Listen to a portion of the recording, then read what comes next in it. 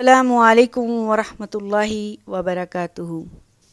اللہم صلی علی محمد وعلی آل محمد صلی اللہ علیہ وآلہ وسلم۔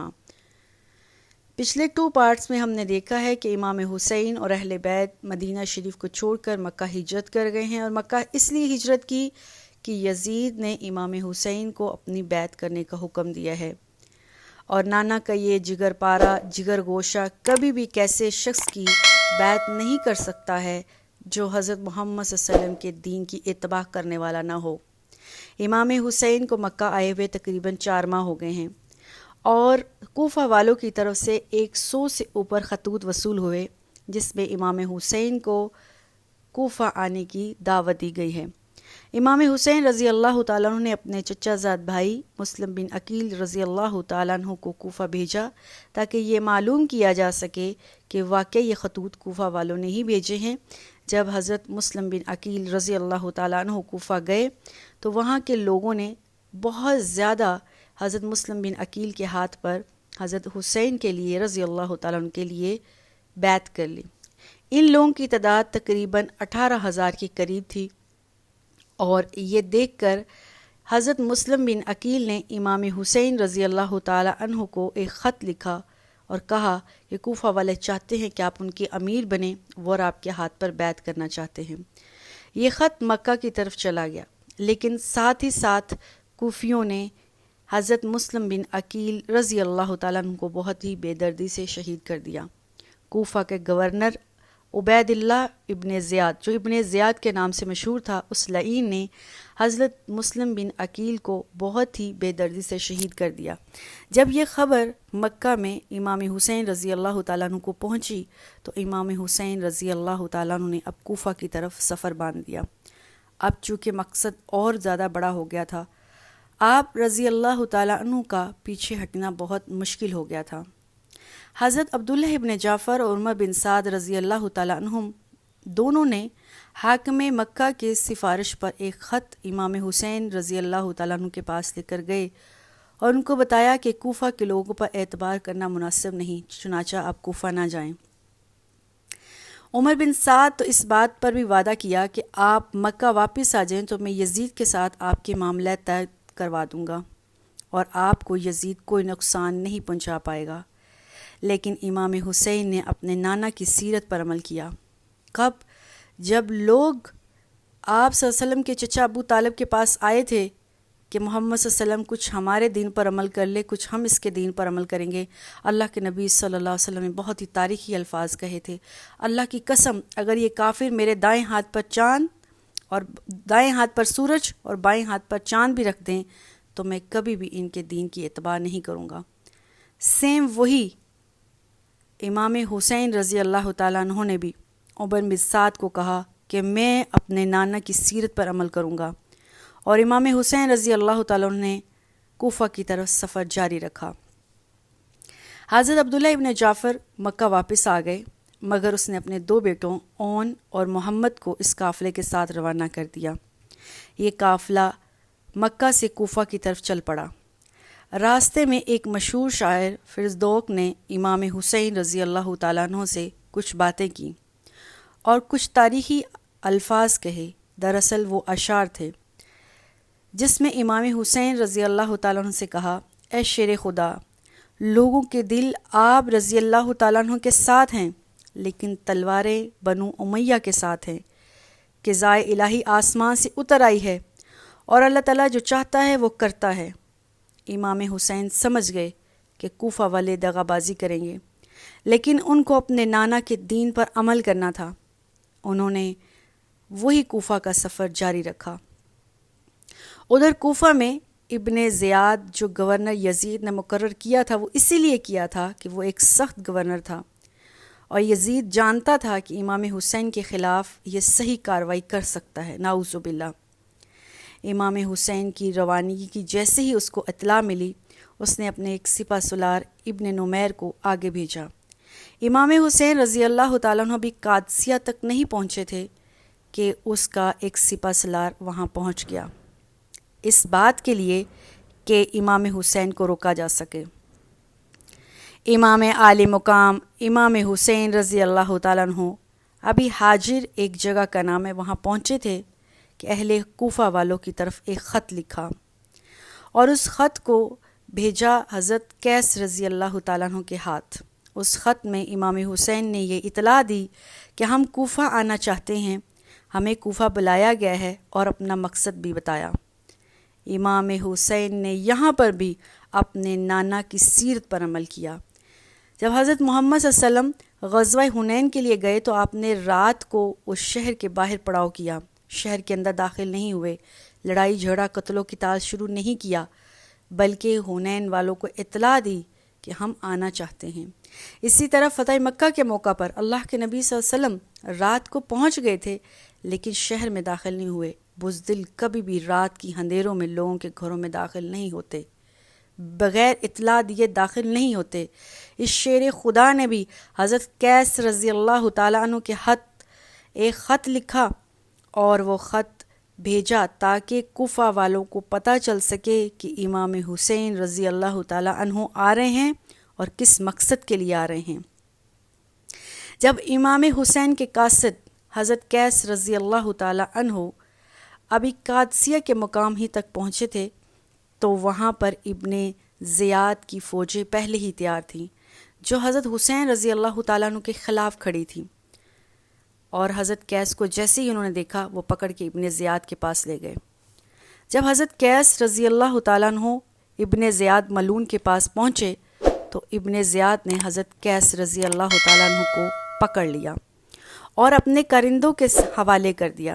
اس کے کرندے ابن زیاد کے محل کی چھت پر لے گئے اور حضرت قیس رضی اللہ تعالیٰ عنہ کو مجبور کیا کہ وہ محل کی چھت پر چڑھ کر با آواز بلند نعوذ باللہ من ذالک امام حسین رضی اللہ تعالیٰ عنہ کے خلاف نازیبہ زبان استعمال کریں۔ سبحان اللہ، شیر خدا حضرت قیس جب ابن زیاد کے محل پر چڑھ گئے تو انہوں نے چڑھ کے بالکل خوف نہیں کیا، بالکل نہیں ڈرے۔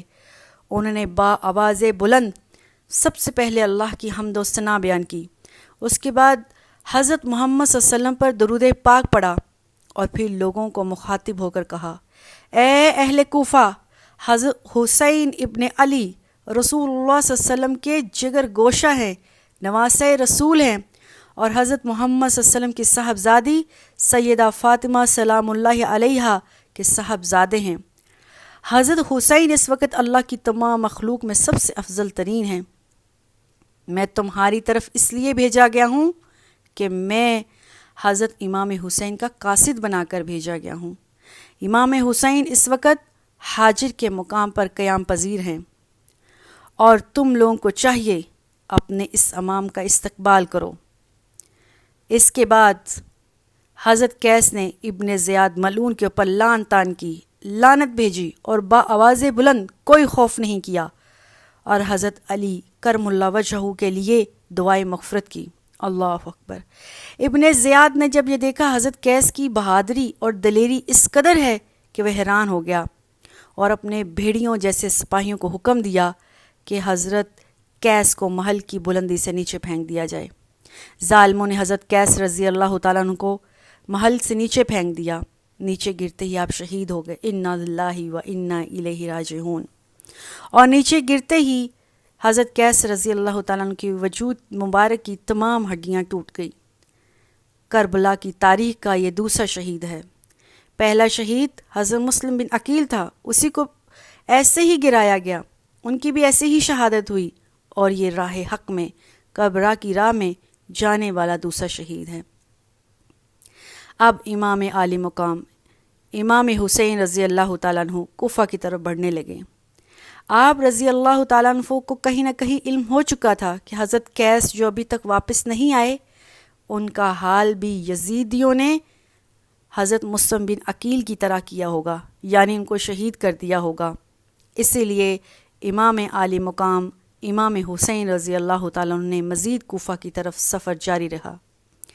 راستے میں ایک جگہ پڑاؤ کر کے امام عالی مقام نے اپنے لشکر والوں کو اعلان کیا، اے کوفہ والو، مجھے پتہ چل گیا ہے کہ تمہارے سامنے جو لوگ آ رہے ہیں، جن لوگوں سے تمہارا واسطہ پڑ رہا ہے یہ بہت ہی خطرناک قسم کے لوگ ہیں، اور آپ کے ساتھ جو سارا لشکر تھا آپ نے ان کی طرف بھی مخاطب کر کے کہا، اے میرے سفر کے ساتھیوں، تم میں سے جو کوئی ابھی واپس جانا چاہتا ہے چلا جائے۔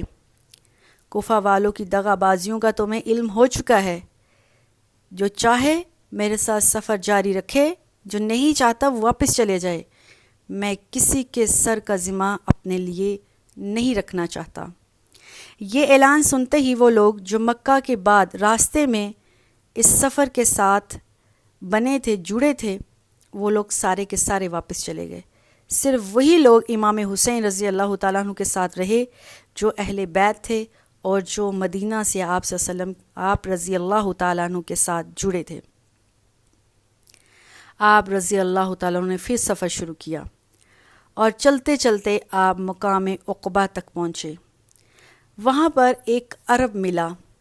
جیسے ہی اس عرب نے دیکھا کہ امام حسین رضی اللہ تعالیٰ عنہ ہیں اور ان کا ارادہ کوفہ کی طرف ہے، فرمایا، اے ہمارے امیر، ہمارے پاس خاندان رسالت کی قیمتی ترین نشانی ہے آپ امام حسین رضی اللہ تعالیٰ عنہ، میں آپ کو اللہ کا واسطہ دیتا ہوں آپ یہاں سے واپس لوٹ جائیں۔ آپ نیزوں، بھالوں اور تلواروں کی طرف جا رہے ہیں۔ جن لوگوں نے آپ کو بلوایا ہے اگر وہ آپ کو اپنے پاس بلوانا چاہتے ہیں تو پہلے اپنے دشمنوں کو اپنے شہر سے نکال دیں، پھر آپ کا وہاں جانا مناسب ہے۔ امام اعلی مقام امام حسین رضی اللہ تعالیٰ عنہ کی مبارک زبان نے فرمایا، جو تم کہہ رہے ہو مجھ پر وہ عیاں ہے، مجھ سے وہ پوشیدہ نہیں۔ میں سب جانتا ہوں کوفیوں کی کیا نیت ہے، لیکن میں تقدیر الہی پر قادر نہیں ہو سکتا، وہی ہوگا جو اللہ سبحانہ و تعالیٰ چاہیں گے۔ امام حسین ان کا قافلہ چلتا رہا۔ چلتے چلتے دیکھا امام حسین نے کہ دور سے کچھ لوگ آ رہے ہیں، اور وہ ایک بہت بڑا قافلہ تھا جو حر بن یزید کے ساتھ آ رہا تھا۔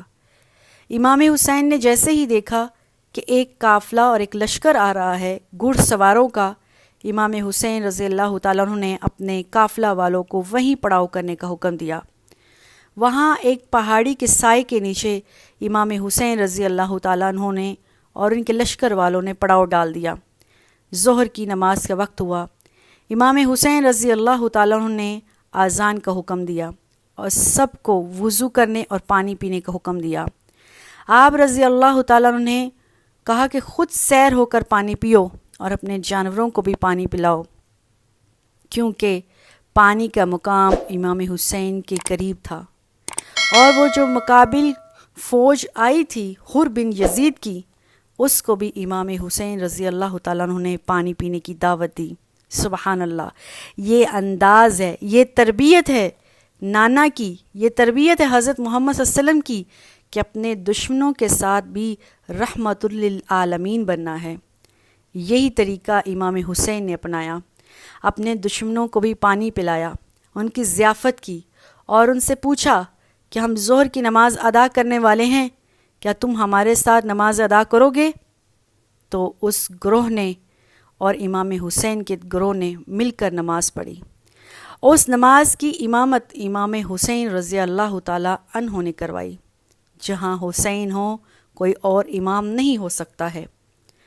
ظہر کی نماز ادا کرنے کے بعد امام حسین رضی اللہ تعالیٰ عنہ نے ایک خطبہ دیا، اور اس خطبہ میں امام حسین رضی اللہ تعالیٰ عنہ نے اللہ کی حمد و ثنا بیان کی، اور پھر مقابل حر بن یزید کی جو فوج آئی ہوئی تھی اس کو سنا کر، اس کو دکھا کر یہ اعلان کیا، کچھ وعظ کیا اور کہا، لوگوں میں تمہارے سامنے اور اللہ کے سامنے یہ عرض کر رہا ہوں کہ میں نے اس وقت تک یہاں آنے کا ارادہ نہیں کیا تھا جب تک تمہارے بے شمار خطوط وصول نہیں ہو گئے تھے۔